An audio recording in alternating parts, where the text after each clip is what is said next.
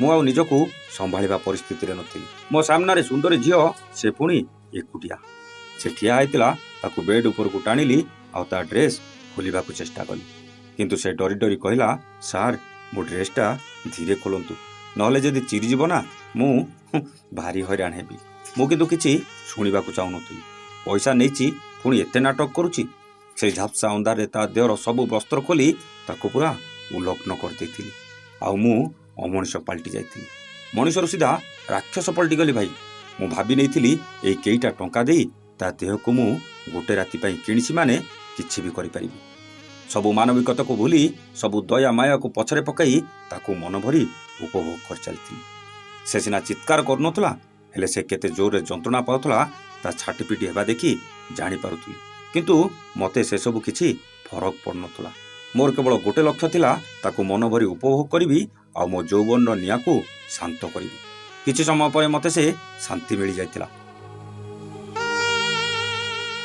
ତୁ ସେଇ ଅନୁଭବ ଯାହାକୁ ଶବ୍ଦ ଛୁଇଁଲେ କବିତା ହେଇଯାଏ।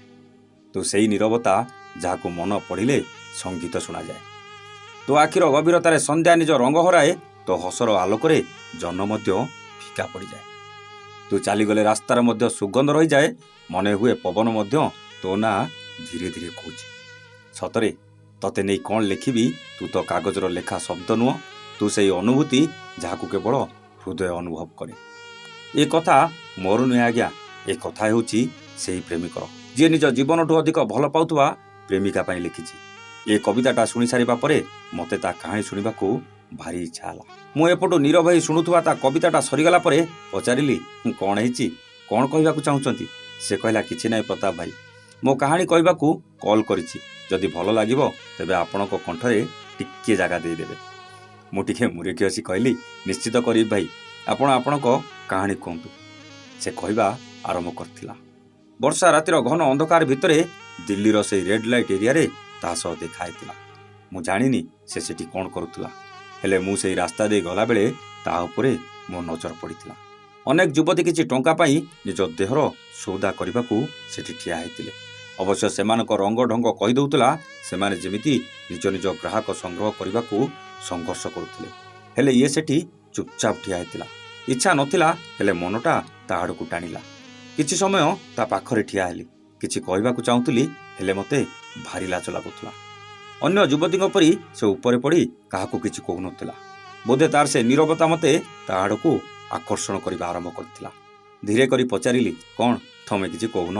ସେ କହିଲା, କ'ଣ କହିବି, ଯଦି ଆପଣଙ୍କର ଦରକାର ମୋତେ କୁହନ୍ତୁ, ମୁଁ ସାଥିରେ ଯିବି। କ'ଣ କହିବି କିଛି ଭାବି ପାରୁନଥିଲି।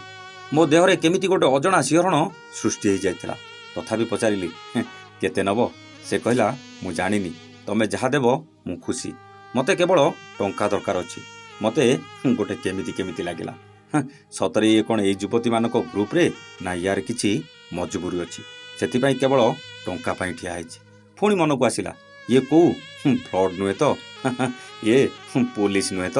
ମୋର ନୀରବ ଭାବନା ବୋଧେ ସେ ପଢ଼ି ପାରିଥିଲା। ଆଉ କହିଥିଲା, ମୁଁ ଫ୍ରଡ୍ ନୁହେଁ କି ମୋର ୟାଙ୍କ ସହ କିଛି ବି ସମ୍ପର୍କ ନାହିଁ। ମୋତେ ଟଙ୍କା ଦରକାର ଅଛି, ଆଉ ଜାଣିଥିଲି ଏଇଠିକି ଆସିଲେ ଗୋଟେ ରାତି କେଉଁ ପୁରୁଷ ସହ ବିତେଇଲେ ମୋତେ ଟଙ୍କା ମିଳିଯିବ। ସେଥିପାଇଁ ଚାଲି ଆସିଛି ବାବୁ। ମୁଁ ପଚାରିଲି, କେତେ ଟଙ୍କା ଦରକାର? ସେ କହିଲା, 3000 ହେଲେ ହେଇଯିବ ବାବୁ।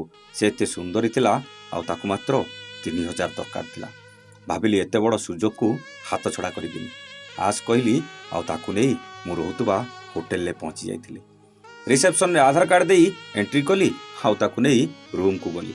ରୁମ୍ରେ ପହଞ୍ଚି ତାକୁ ଚେୟାର ଉପରେ ବସିବାକୁ କହିଲି। ସେ ସେମିତି ଲାଜେଇ ଗଲା ଭଳି ତଳକୁ ମୁହଁ କରି ବସିଥିଲା। ଆଉ ଧୀରେ କି କହିଲା, ସାର୍ ମୋତେ ପଇସା ଦେବେ ତ? ହଇରାଣ କରିବେନି ତ? ମୋ ସହ ଯାହା ଇଚ୍ଛା କରନ୍ତୁ, ମୁଁ ରାଜି ଅଛି।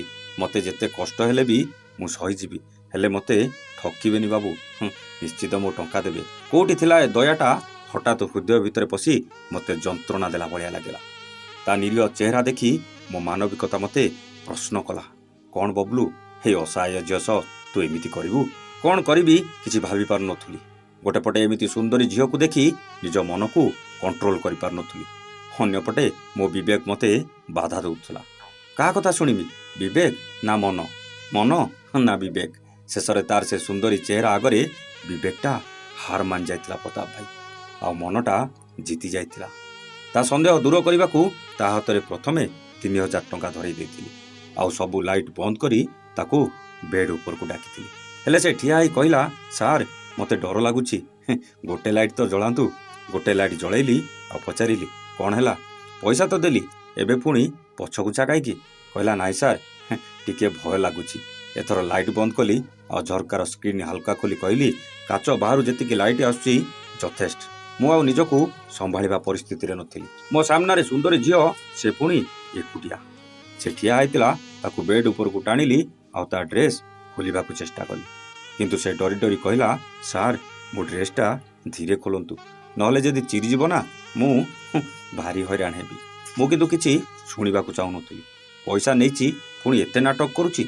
ସେଇ ଝାପ୍ସା ଅନ୍ଧାରରେ ତା ଦେହର ସବୁ ବସ୍ତ୍ର ଖୋଲି ତାକୁ ପୁରା ଉଲଗ୍ନ କରିଦେଇଥିଲି। ଆଉ ମୁଁ ଅମଣିଷ ପାଲଟି ଯାଇଥିଲି। ମଣିଷରୁ ସିଧା ରାକ୍ଷସ ପଲଟିଗଲି ଭାଇ। ମୁଁ ଭାବି ନେଇଥିଲି ଏଇ କେଇଟା ଟଙ୍କା ଦେଇ ତା ଦେହକୁ ମୁଁ ଗୋଟେ ରାତି ପାଇଁ କିଣିଛି ମାନେ କିଛି ବି କରିପାରିବି। ସବୁ ମାନବିକତାକୁ ଭୁଲି, ସବୁ ଦୟା ମାୟାକୁ ପଛରେ ପକାଇ ତାକୁ ମନ ଭରି ଉପଭୋଗ କରିଚାଲିଥିଲି। ସେ ସିନା ଚିତ୍କାର କରୁନଥିଲା, ହେଲେ ସେ କେତେ ଜୋରରେ ଯନ୍ତ୍ରଣା ପାଉଥିଲା ତା ଛାଟିପିଟି ହେବା ଦେଖି ଜାଣିପାରୁଥିଲି। କିନ୍ତୁ ମୋତେ ସେସବୁ କିଛି ଫରକ ପଡ଼ୁନଥିଲା। ମୋର କେବଳ ଗୋଟେ ଲକ୍ଷ୍ୟ ଥିଲା, ତାକୁ ମନ ଭରି ଉପଭୋଗ କରିବି ଆଉ ମୋ ଯୌବନର ନିଆଁକୁ ଶାନ୍ତ କରିବି। କିଛି ସମୟ ପରେ ମୋତେ ସେ ଶାନ୍ତି ମିଳିଯାଇଥିଲା। ଆଉ ମୁଁ ତାକୁ ସେମିତି ବେଡ୍ ଉପରେ ଛାଡ଼ି ବାଥରୁମ୍ ଗଲି, ଧୋଇଧାଇ ହେଇ ଆସିଲି। ଆଉ ଲାଇଟ୍ ଜଳେଇଲି। ସେ ଲାଜେଇ ଯାଇ ତା ଉଲଗ୍ନ ଦେହରେ ହାତ ଦେଇଦେଲା। ଡରରେ ଥରୁଥିଲା, ତା ଆଖିରୁ ଲୁହ ଝରି ଚାଲିଥିଲା। ତା ଆଖିର ଲୁହ ଆଉ ଡର ଦେଖି ମୁଁ ନିଜକୁ ନିଜେ ପ୍ରଶ୍ନ କଲି, ମୁଁ ଯାହା କରିଛି କ'ଣ ଠିକ୍ କରିଛି ତ? ବେଡ୍ ଉପରେ ପଡ଼ିଥିବା ବ୍ଲାଙ୍କେଟ୍ଟା ତାକୁ ଘୋଡ଼େଇ ଦେଇ କହିଲି, କ'ଣ କଷ୍ଟ ହେଲା କି? କହିଲା, ନା ସାର୍, ସବୁଦିନ ଯେଉଁ କଷ୍ଟ ଯନ୍ତ୍ରଣା ପାଉଛୁ, ଏଇଟା ତା ତୁଳନାରେ କିଛି ନୁହଁ। ପାଉଛୁ ମାନେ? ବୁଝିପାରିଲିନି। ହଁ ସାର୍, ଏ କଷ୍ଟ ତ କେବଳ ମୁଁ ପାଇଲି। ସବୁଦିନ ଭୋକ ଉପାସରେ ପଡ଼ି ରହି ମୋ ମା, ସାନ ଭଉଣୀ ଆଉ ସାନ ଭାଇ ଯେଉଁ କଷ୍ଟ ଯନ୍ତ୍ରଣା ପାଉଛନ୍ତି, ତାଠୁ ଏ ଯନ୍ତ୍ରଣା ଢେର କମ୍। ଜାଣିଛନ୍ତି, ଏଇ ଟଙ୍କାରେ ଆମ ପୁରା ପରିବାର 2 ମାସ ଚଳିଯିବୁ। ଆଉ ତାରି ଭିତରେ ମୁଁ କୋଉଠି ନା କୋଉଠି କାମ ଖୋଜିଦେବି। ବିରକ୍ତ ହେଇ କହିଲି, ଯଦି କାମ ଦେବା ବାହାନାରେ ତମକୁ କିଏ ଏମିତି ଯନ୍ତ୍ରଣା ଦିଅନ୍ତି, ତମେ କ'ଣ କରିବ? ଟିକେ ମୁରୁକି ହସି କହିଲା, ସହିବି ସାର୍। ଯଦି ମୋ ପରିବାର, ମୋ ଭାଇ ଭଉଣୀଙ୍କ ପାଇଁ ସବୁଦିନ ଏ ଯନ୍ତ୍ରଣା ସହିବାକୁ ପଡ଼େ, ମୁଁ ନିଶ୍ଚିତ ସହିବି। ତାର ଏ କଥା ମୋ ଆଖିରେ ଲୁହ ଆଣି ଦେଇଥିଲା ପ୍ରତାପ ଭାଇ। ନିଜକୁ ନିଜେ ପଶ୍ଚାତାପ କରିଥିଲି, କେତେ ବଡ଼ ଭୁଲ ମୁଁ କଲି। ସତ କହୁଛି ଭାଇ, ତାକୁ ଉପଭୋଗ କଲା ପରେ ଯେଉଁ ଖୁସି ମୁଁ ପାଇଥିଲି, ତାର କେଇ ପଦ କଥା ଶୁଣି ସାରିବା ପରେ ସବୁ ଖୁସି ଯେମିତି କ୍ଷଣିକ ଭିତରେ ମିଳେଇ ଯାଇଥିଲା। ଓହ, ହୃଦୟ ଭିତରେ କି ଯନ୍ତ୍ରଣା ଥିଲା ଭାଇ। ମନ ଭିତରେ ଖାଲି ଯନ୍ତ୍ରଣା ଥିଲା। ଆଉ ବିବେକ ମୋତେ ପରିହାସ କରି କହୁଥିଲା, କ'ଣ ହେଲା, ମୋ କଥା ଶୁଣୁନଥିଲୁ ନା? ଏବେ କଷ୍ଟ ପା। ତା ମୁହଁକୁ ଆଉ ଅନେଇବାକୁ ସାହସ ନଥିଲା। ହଠାତ୍ ମୋବାଇଲ ଉପରେ ନଜର ପଡ଼ିଲା। ସମୟ 10ଟା ହେବାକୁ ଯାଉଥିଲା। ତାକୁ ଖାଲି ଏତିକି ପଚାରିଲି, କ'ଣ ଖାଇବ?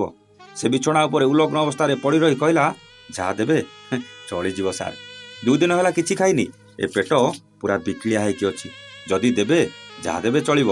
ଯଦି ନ ଦେବେ ବି କିଛି ନାହିଁ ଆଜ୍ଞା। ଆଜି ରାତିଟା ଉପାସରେ ରହିଲେ ସକାଳୁ ସବୁ ରାସନ କିଣି ନେଇଯିବି ଆଉ ରୋଷେଇ କରି ସବୁ ସାଥିରେ ଖାଇବୁ। ଏମିତି ବି ମୋ ପେଟକୁ ଦାନା ଯିବନି ସାର୍। ମୋ ଭାଇ ଭଉଣୀ ମା ଉପାସରେ ଥିବେ, ମୁଁ କ'ଣ ଖାଇପାରିବି ସାର୍? ସହିପାରିଲିନି ପ୍ରତାପ ଭାଇ, କାନ୍ଦି ପକେଇଲି। ପଚାରିଲି, କେତେ ଦୂର ତମ ଘର? ସେ କହିଲା, ଚାଲିକି ଗଲେ ଘଣ୍ଟେ କି 2 ଘଣ୍ଟା ଲାଗିବ। ମାନେ ତମେ ଏତେ ଦୂର ଚାଲିକି ଆସିଥିଲ? ହଁ ସାର୍, ମୁଁ ସେଠି ନୂଆ ଥିଲି, ସେଥିପାଇଁ ମୋତେ କେହି ଜାଣିପାରିଲେନି। ଆଉ ମୁଁ ଜଣେଇବାକୁ ବି ଚାହୁଁନଥିଲି କି ମୋର ସେ ସାହସ ବି ନଥିଲା। ଆପଣ କେମିତି ଜାଣିଲେ? ମୁଁ ଜାଣିନି ସାର୍। ସେ ରହୁଥିବା ପ୍ରପର ଜାଗାର ନାଁ କହିପାରିଲାନି। ମୁଁ କହିଲି, ହଉ ରାତିଟା କଟିଯାଉ, ଦେଖିବା। ଖାଇବା ମଗେଇଲି ଆଉ ତାକୁ ଖାଇବାକୁ କହିଲି। ବ୍ଲାଙ୍କେଟ୍ ତଳୁ ବାହାରିଲା ଆଉ ଲାଜେଇ ଯାଇ ନିଜ ଅନ୍ତବସ୍ତ୍ର ପିନ୍ଧିଲା ଆଉ ଚେୟାର ଉପରେ ବସି ଖାଇଚାଲିଲା। ସେ ଅନ୍ତବସ୍ତ୍ରରେ ସେ ଯେମିତି ସେକ୍ସି ଲାଗୁଥିଲା, ମୋ ମନ ପୁଣି ଥରେ ତା ଆଡ଼କୁ ଢଳି ହେଇଯାଉଥିଲା। ହେଲେ ଏଥର ମନ କଥା ଶୁଣିନଥିଲି ଭାଇ। ବିବେକ କଥା ଶୁଣି ମନକୁ କଣ୍ଟ୍ରୋଲ କରିବାକୁ ଚେଷ୍ଟା କଲି। ସେ ଖାଇସାରିବା ପରେ ତାକୁ କହିଲି, ଡ୍ରେସ୍ଟା ପିନ୍ଧିଦିଅ। ସେ କହିଲା, ନାଇଁ ସାର୍, ଆପଣ ଯେଉଁ ଭଳିଆ ମୋ ଡ୍ରେସ୍ ଖୋଲୁଛନ୍ତି, ସେଇଟା ଯଦି ଚିରିଯିବ ମୁଁ ଆଉ ବାହାରକୁ ଯାଇପାରିବିନି। ମୋର ଏଇ ଗୋଟେ ଭଲ ଡ୍ରେସ୍ ଯେଉଁଟା ମୁଁ ପିନ୍ଧି ବାହାରକୁ ଯାଏ। ଆଉ ଘରେ ଯେଉଁଗୁଡ଼ା ପିନ୍ଧେ ସବୁଗୁଡ଼ା ସିଲେଇ ହେଇଛି। ହେ ଭଗବାନ, ମୁଁ କ'ଣ କଲି? ଜଣେ ଯୁବତୀର ଅସହାୟତାର ସୁଯୋଗ ନେଇ ମୁଁ ତା ଦୁଃଖ ବେଳେ ତା ସହ ଯାହା କଲି, ମୁଁ କ୍ଷମା ପାଇବାକୁ ଯୋଗ୍ୟ ନୁହେଁ। ଡ୍ରେସ୍ଟା ଆଣିଲି ଆଉ ଅଡ଼ୁଆ ଡ୍ରେସ୍ଟାକୁ ସିଧା କଲି ଆଉ ତାକୁ କହିଲି, ପିନ୍ଧିଦିଅ। ମୁଁ ଆଉ ତମ ଡ୍ରେସ୍ ଖୋଲିବିନି କି ତମକୁ କଷ୍ଟ ଦେବିନି। ଏକଥା କହିବା ବେଳେ ମୋ ଆଖିଟା ଛଳ ଛଳ ହୋଇଯାଇଥିଲା। କଣ୍ଠଟା ବାଷ୍ପରୁଦ୍ଧ ହୋଇଯାଇଥିଲା। କହିଲା, ସାର୍ ଆପଣ କାନ୍ଦୁଛନ୍ତି ନା କ'ଣ? ମୁଁ କହିଲି, ନା, ମୋର ଗୋଟେ ବଡ଼ ଭୁଲ ହେଇଗଲା। କହିଲା, କି ଭୁଲ ସାର୍? ଆପଣ ସାଥିରେ ନ ଆଣିଥିଲେ ମୋତେ ଆଉ କିଏ ନେଇଥାନ୍ତା? ହୁଏତ ଆପଣଙ୍କଠୁ ଅଧିକ ଯନ୍ତ୍ରଣା ଦେଇଥାନ୍ତା। ଆପଣ ତ ମୋ ଦୁଃଖ ଶୁଣି କାନ୍ଦୁଛନ୍ତି, ହେଲେ ସେ ହୁଏତ ତା'ର ଫାଇଦା ଉଠାଇଥାନ୍ତା। ସହିପାରିଲିନି ସେଇ ଲୁହ ଭରା ଆଖି ଆଉ କ୍ରୋଧ ଭରା ହୃଦୟରେ ତାକୁ ଜାବୁଡ଼ି ଧରି କହିଲି, ଆଇ ଲଭ୍ ୟୁ। ମୁଁ ତମ ସହ ଯାହା କରିଛି ପ୍ରାୟଶ୍ଚିତ କରିବାକୁ ଚାହେଁ। କି ପ୍ରାୟଶ୍ଚିତ ସାର୍? କହିଲା, ସାର୍ ନୁହେଁ, ବବଲୁ। ଆଉ ତମ ନା? ସେ କହିଲା, ପ୍ରିୟା। ମୁଁ ତମକୁ ସବୁଦିନ ପାଇଁ ନିଜର କରିବାକୁ ଚାହେଁ ପ୍ରିୟା। ଟିକିଏ ହସିଲା ଆଉ କହିଲା, ସାର୍ ଆପଣ କେଉଁଠି ଆଉ ଆମେ କେଉଁଠି? କାହିଁକି ଏମିତି ଦିନରେ ସ୍ୱପ୍ନ ଦେଖାଇଲା ଭଳିଆ କଥା କହୁଛନ୍ତି? ସ୍ୱପ୍ନ ଦେଖଉନି, ସ୍ୱପ୍ନକୁ ସତ କରିକି ଦେଖେଇବି। ସେ ମୋ କଥା ବିଶ୍ୱାସ କଲାନି। ପଚାରିଲି, ଘର କେଉଁଠି? କହିଲା, ନେପାଳ। ଏଇ ଦିଲ୍ଲୀରେ ବାପା ଗାଡ଼ି ଚଳାନ୍ତି। ଆଉ ଆମେ ଦୁଃଖ କ'ଣ ଜାଣିନଥିଲୁ। ବାପା ଏଇ 2 ମାସ ତଳେ ଗୋଟେ ରୋଡ଼ ଆକ୍ସିଡେଣ୍ଟରେ ଆରପାରିକୁ ଚାଲିଗଲେ। ଆଉ ସେବେଠୁ ଆମେ ଏମିତି କଷ୍ଟ ଯନ୍ତ୍ରଣା ପାଇ ଚାଲୁଛୁ ସାର୍। ଭାଇ ଭଉଣୀ ଆଉ ମୋ ପାଠପଢ଼ା ବି ବନ୍ଦ ହେଇସାରିଛି। ଯେଉଁଠି 2 ଦିନରେ ଥରେ ଖାଇବାକୁ ମିଳୁନି, ସେଠି ପାଠ କେଉଁଠି ପଢ଼ିବୁ ସାର୍? ବାଧ୍ୟ ହୋଇ ରାସ୍ତା ଆପଣେଇବାକୁ ଚାଲି ଆସିଥିଲି। ଘରେ କେହି ଜାଣିନାହାନ୍ତି। ସମସ୍ତେ ମୋତେ ନିଶ୍ଚୟ ଖୋଜୁଥିବେ। ହେଲେ ମୁଁ ଯେତେବେଳେ ସକାଳୁ ସବୁ ଜିନିଷ ନେଇ ପହଞ୍ଚିଯିବି, ସମସ୍ତେ ଭାରି ଖୁସି ହେଇଯିବେ। ମୁଁ ଜାଣିସାରିଥିଲି ସେ ମୋ କଥାକୁ ଏତେ ସହଜରେ ଗ୍ରହଣ କରିପାରିନି। ସେ କେବେ ଭାବିପାରିନି ମୁଁ ତାକୁ ମନ ଦେଇସାରିଛି ବୋଲି। ହଉ ସକାଳ ହଉ, ତାପରେ ସେ ଜାଣିବ। ରାତିରେ ସେ ମୋ ପାଖରେ ସେମିତି ଶୋଇଥିଲା। 2 ଦିନ ହେଲା ଉପାସରେ ଥିବା ମଣିଷଟା ଖାଇସାରିବା ପରେ ବୋଧେ ତାକୁ ଭଲ ନିଦ ହେଇଗଲା। ହେଲେ ମୋତେ ରାତି ସାରା ନିଦ ନଥିଲା ଭାଇ। ରାତି ପାହିଲା, ପ୍ରଥମେ ତାକୁ ବ୍ରସ୍ ଦେଲି। ସେ ବ୍ରସ୍ କଲା ଆଉ ମାର୍କେଟ ଯାଇ ତା ପାଇଁ ନୂଆ ଡ୍ରେସ୍ କିଣି ଆଣିଲି। ସେ ଭଲ ଭାବରେ ଗାଧେଇଲା ଆଉ ସେ ନୂଆ ଡ୍ରେସ୍ ପିନ୍ଧି ସାରିବା ପରେ ପୁରୁଣା ଡ୍ରେସ୍ ଧରି ତାକୁ ସାଥିରେ ନେଇ ମାର୍କେଟ ଗଲି। ତା ଭଉଣୀ ପାଇଁ ଡ୍ରେସ୍, ତା ମା ପାଇଁ ଡ୍ରେସ୍ ଆଉ ରାସନ ନେଇ ତାଙ୍କ ଘରେ ଛାଡ଼ିବାକୁ ଗଲି। ରାସ୍ତାରେ ଟ୍ୟାକ୍ସିରେ ଗଲାବେଳେ ମୁଁ ତାକୁ ଦେଇଥିବା ସେ 3000 ଟଙ୍କା ମୋତେ ଦେଇ କହିଲା, ଏଇଟା ରଖନ୍ତୁ ସାର୍, ମୋର ଆଉ କ'ଣ ହେବ ପଇସା? ଆପଣ ତ ସବୁ କିଣିଦେଇ ସାରିଲେଣି। ମୁଁ ସେ ପଇସା ଆଣି ପକେଟରେ ରଖିଲି ଆଉ ତାକୁ ନେଇ ରହୁଥିବା ବସ୍ତିରେ ପହଞ୍ଚିଲି। ତା ମା ଆଉ ଭଉଣୀ ତାକୁ ରାତିସାରା ଖୋଜି ଖୋଜି ବ୍ୟସ୍ତ ହୋଇପଡ଼ିଥିଲେ। କହିଲି, ବ୍ୟସ୍ତ ହେବାର ନାହିଁ ମା, ତମ ଝିଅ ମୋ ସହିତ ଥିଲା। ଭଗବାନଙ୍କୁ ଡାକନ୍ତୁ ସେ ମୋ ହାବୁଡ଼ରେ ପଡ଼ିଗଲା। ନହେଲେ ଦିଲ୍ଲୀ ଭଳି ଜାଗାରେ କ'ଣ ଯେ ହେଇଥାନ୍ତା। ତମ ଝିଅ ପୁରା ସୁରକ୍ଷିତ ଅଛି। ତା ପରିବାର ଆଗରେ ତାକୁ ଛୋଟ ନ କରିବାକୁ ମୋତେ ଏସବୁ ମିଛ କହିବାକୁ ପଡ଼ିଲା। ଅସଲରେ ମୁଁ ତା ସହ କ'ଣ କରିଛି ମୁଁ ଜାଣିଛି ଭାଇ। ସାଥିରେ ନେଇ ଯାଇଥିବା ସବୁ ଜିନିଷ ତାଙ୍କ ଘରେ ଦେଇ ସାରିବା ପରେ ସେଇ 3000 ଟଙ୍କା ତା ମାଆକୁ ଦେଇ କହିଲି, ଏଇଟା ରଖନ୍ତୁ, ଆପଣଙ୍କ କାମରେ ଆସିବ। ମୋର ଗୋଟେ ଅନୁରୋଧ, ମୋ ସହିତ ଆପଣଙ୍କ ଝିଅକୁ 2-3 ଘଣ୍ଟା ପାଇଁ ଛାଡ଼ିବେ। ଟିକେ ବୁଲେଇ ଆଣିବି ଆଉ ସୁରକ୍ଷିତ ଛାଡ଼ିଦେବି। ମୋ ଉପରେ ଭରସା ରଖନ୍ତୁ ମା, ମୁଁ ତମ ଝିଅର ସେମିତି କିଛି ବି କ୍ଷତି କରିବିନି। ତା ମା କହିଲେ, ପୁଅ ଯଦି କ୍ଷତି କରିବାର ଥାନ୍ତା ତମେ କ'ଣ କାଲି ରାତି ସାରା ତାର କରିପାରିନଥାନ୍ତ? ବାସ୍ ଦିନସାରା ତାକୁ ନେଇ ଦିଲ୍ଲୀ ସହର ସାରା ବୁଲେଇ ତା ମନ ବଦଳେଇବାକୁ ଚେଷ୍ଟା କଲି। ଆଉ ଛାଡ଼ିବା ପୂର୍ବରୁ ପଚାରିଲି, ଏବେ ମୋ ଉପରେ ବିଶ୍ୱାସ ହେଲା ତ? ମୁଁ ତମକୁ ଜୀବନସାଥୀ କରିବାକୁ ଚାହୁଁଛି। ଗୋଟେ କଥା କହିବି, ମୁଁ ତମକୁ ମନ ଦେଇସାରିଛି। ତମେ କେବଳ ମୋର। ତମ ବିନା ମୁଁ ଆଉ କାହାକୁ ସ୍ୱପ୍ନରେ ବି ଭାବିପାରିବିନି। ତୁ ସେଇ ଅନୁଭବ ଯାହାକୁ ଶବ୍ଦ ଛୁଇଁଲେ କବିତା ହେଇଯାଏ। ତୁ ସେଇ ନୀରବତା ଯାହାକୁ ମନ ପଡ଼ିଲେ ସଙ୍ଗୀତ ଶୁଣାଯାଏ। ତୋ ଆଖିର ଗଭୀରତାରେ ସନ୍ଧ୍ୟା ନିଜ ରଙ୍ଗ ହରାଏ। ତୋ ହସର ଆଲୋକରେ ଜନ ମଧ୍ୟ ଫିକା ପଡ଼ିଯାଏ। ତୁ ଚାଲିଗଲେ ରାସ୍ତାରେ ମଧ୍ୟ ସୁଗନ୍ଧ ରହିଯାଏ। ମନ ହୁଏ ପବନ ମଧ୍ୟ ତୋ ନାଁ ଧୀରେ ଧୀରେ କହୁଛି। ସତରେ ତତେ ନେଇ କ'ଣ ଲେଖିବି? ତୁ ତ କାଗଜରେ ଲେଖା ଶବ୍ଦ ନୁହେଁ, ତୁ ସେଇ ଅନୁଭୂତି ଯାହାକୁ କେବଳ ହୃଦୟ ଅନୁଭବ କରେ। ମୋର ଏଇ କେଇ ପଦ ଶୁଣିବା ପରେ ସେ ଆଉ ମନା କରିବାର ପ୍ରଶ୍ନ ଉଠୁନଥିଲା। ଆଉ ତାକୁ ନେଇ ତା ଘରକୁ ଗଲି। ତା ମାଆକୁ କହିଲି, ତମ ଝିଅ ମୋର ପସନ୍ଦ, ମୁଁ ତାକୁ ନିଜର କରିବାକୁ ଚାହୁଁଛି। ହେଲେ ତମେ ଦିଲ୍ଲୀ ଛାଡ଼ି ଭୁବନେଶ୍ୱର ଯିବାକୁ ପଡ଼ିବ। ଏଠି ତମେମାନେ ସେଫ୍ ନୁହଁ। ସିଧା ତତ୍କାଳରେ ଟ୍ରେନ୍ ଟିକେଟ୍ କଲି ଆଉ ଭୁବନେଶ୍ୱର ଆଣି ଗୋଟେ ଭଲ ଘର ଭଡ଼ା ନେଇ ସେମାନଙ୍କୁ ରଖିଲି। ଚଳିବା ପାଇଁ ଯାହା ଦରକାର ସବୁ କିଣିଦେଲି। ତା ଭାଇ ଭଉଣୀକୁ ଆଡ଼ମିସନ୍ କରେଇଲି। ଆଉ କିଛି ଦିନ ପରେ ତାକୁ ପୁଣି ଦିଲ୍ଲୀ ନେଇ ଗଲି ଆଉ ତା ସାର୍ଟିଫିକେଟ୍ ଆଣି ତାର ବି ଆଡ଼ମିସନ୍ କରେଇଦେଲି। ଏମିତିରେ 4 ବର୍ଷ ବିତିଗଲା ଭାଇ। ସେ ବି ବିଇଡି ପାସ୍ କରିଗଲା।